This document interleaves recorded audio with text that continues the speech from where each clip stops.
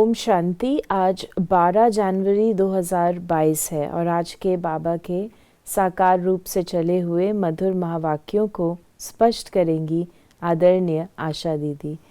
ओम शांति दीदी। ओम शांति। बाबा ने कहा, मीठे बच्चे, बाप से पूरा वर्षा लेने के लिए विकारों का दान जरूर देना है, देही अभिमानी बनना है।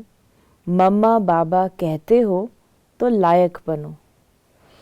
बाबा कहता है, अगर तुम मुझे अपना पिता कहते हो तो जैसा मैं हूँ वैसा बनो, लायक बनो, नहीं तो माता पिता कहने के अधिकारी भी तुम कैसे हुए। प्रश्न है, आस्तिक बने हुए बच्चे भी किस एक बात के कारण नास्तिक बन जाते हैं?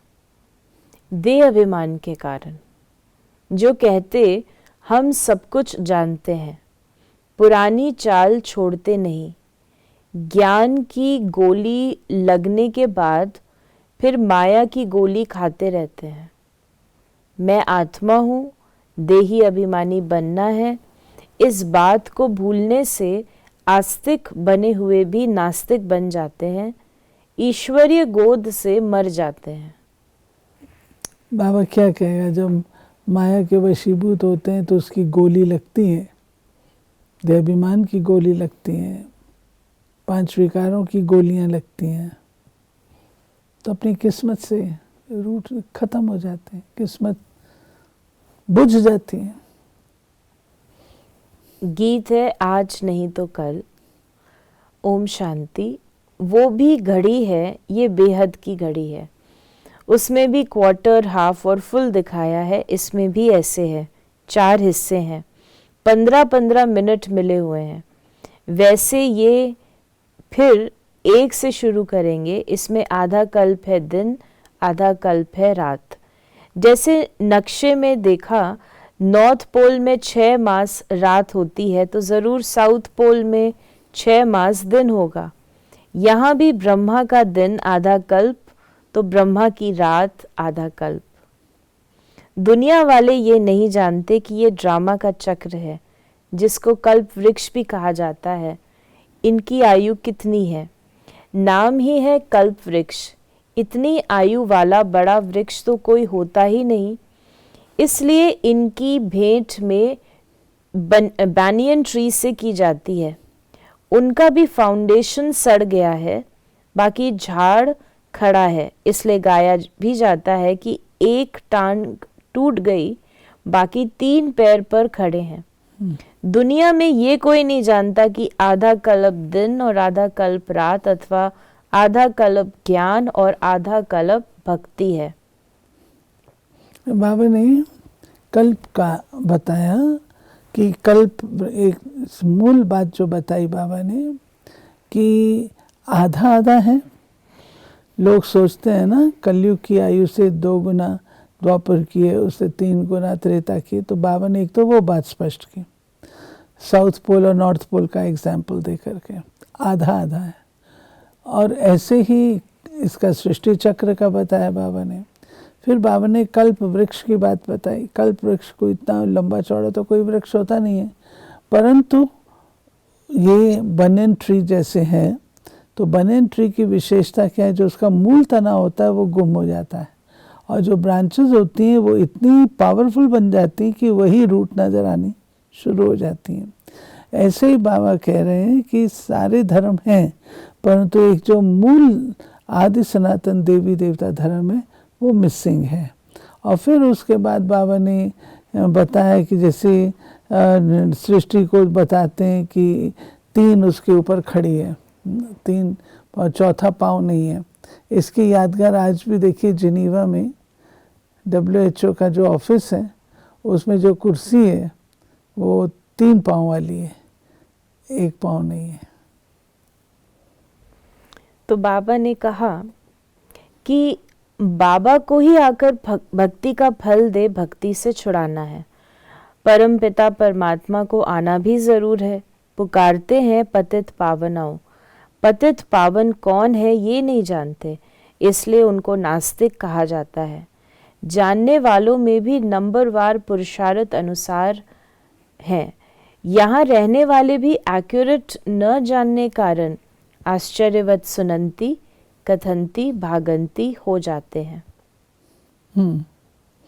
बाबा कहते हैं कि पढ़ाई तो एक्यूरेट होती है ना, एक्यूरेटली पढ़ेंगे, जो पढ़ाया जा रहा है उस अनुसार पढ़ेंगे तब तो ठीक है। और अगर अपनी मनमत डालेंगे, इनएक्यूरेसी होगी तो फिर तो पढ़ाई पूरी पढ़ी नहीं, और क्योंकि पूरी नहीं पढ़ी है इसलिए फिर डाउट होते हैं, संशय होते हैं, संशय होते हैं तो संशय बुद्धि विनशंति।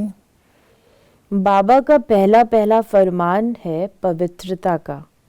बहुत सेंटर्स हैं जहां विकारी मनुष्य भी अमृत पीने जाते हैं। धारणा कुछ भी नहीं कर सकते, विकारों को भी नहीं छोड़ते। जो अमृत छोड़ विष पीते हैं उनको भस्मासुर कहा जाता है। उनको भस्मासुर कहा जाता है। अपने आप को भस्म कर लेते हैं ना। पहले विकारों का दान देना चाहिए। दान दें तब बाबा मम्मा कहने लायक हो। क्रोध भी कम नहीं है। क्रोध में आकर पहले तो गाली देते हैं, फिर मारने भी शुरू कर देते हैं, एक दो का खून भी कर देते हैं। अखबारों में ऐसे समाचार बहुत छपते हैं। बाबा से वर्षा लेना है तो इन विकारों से जिनसे दुर्गति हुई है उसका दान जरूर देना पड़े। बाबा इसको ले लेते हैं। बाबा कहते हैं कि विकारों का दान देना, जब तक विकारों का दान नहीं देंगे तब तक आत्मा स्वच्छ नहीं बनेगी। और बाबा आया ही है ग्रहण उतारने के लिए। जो ग्रहण माया का चढ़ता है उसके कारण से आत्मा जो है वो तमो प्रधान बनती है। तो बाबा कहते हैं दे दान तो छूटे ग्रहण। दान दो, क्या दान दो? लोग तो समझते हैं कि कुछ अन्न दान कर दो, जल दान कर दो, कुछ और कुछ दान कर दो, वस्त्र दान कर दो। बाबा कहते हैं इससे ग्रहण नहीं छूटता है। ग्रहण छूटने का तरीका एक ही है, जो 5 विकार है उनका दान दो। बाबा कहते हैं बच्चे तुमको अशरीरी बन चलना है, ये देह भान छोड़ो। कितना समय तुम देह अभिमानी रहे हो। सतयुग में तुम आत्म अभिमानी थे। तुम समझते थे हम आत्मा एक शरीर छोड़ दूसरा लेते हैं। वहां माया होती नहीं, इसलिए दुख की बात नहीं। बाबा ने कहा लौकिक बाप तो शरीर का रचयिता हुआ, परम पिता परमात्मा तो आत्माओं का बाप है। तो क्या तुम बाप को नहीं जानते? कितनी सहज बात है, परंतु बच्चों की बुद्धि में नहीं बैठती, नहीं तो सर्विस करने लग पड़े। कह रहे हैं 2 बाप का परिचय। जो लौकिक बाप है उसका परिचय सबको होता है, लेकिन जो परलौकिक बाप है आत्माओं का, उसका परिचय नहीं होता है। बाबा ने कहा प्रजापिता ब्रह्मा से क्या संबंध है? वो है परम पिता, ये है प्रजापिता। प्रजापिता तो जरूर फिर यहाँ होगा। प्रजापिता ब्रह्मा का नाम सुना है। निराकार परमात्मा ने सृष्टि कैसे रची? तो प्रजापिता है साकार, उनके बच्चे बीके भी जरूर होंगे। बच्चे ही वर्षे के लायक बनेंगे, परंतु अच्छे अच्छे बच्चे भी युक्ति से समझाते नहीं हैं। फिर बाबा ने कहा कि गोली लगी माया की अथवा देह अभिमान की और ये मरा। ये है ज्ञान की गोली, वो है माया की गोली। माया ऐसी गोली लगा देती है जो आना ही छोड़ देते हैं। तुम पांडवों की युद्ध माया से है।